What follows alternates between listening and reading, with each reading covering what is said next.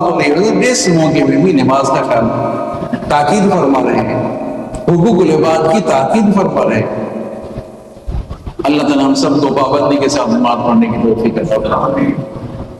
क्या मजलिस होगी, सहाबा किराम की मजलिस मस्जिद नबवी है, आप साथ मौजूद हैं और सहाबा किराम मौजूद हैं। जब ये बात हजरत अबू बकर सिद्दीक रज़ी अल्लाह अन्हु ने सुनी तो फरमाया, या रसूल अल्लाह, मुझे भी तीन चीजें महबूब हैं। नजर करूं तो आपके चेहरे की तरफ नजर करूं, मेरी बेटी आपके घर में हो ये मुझे महबूब है, आपका हुक्म हो सारा माल खर्च कर लूं अल्लाह की रजा के खातिर ये मुझे महबूब।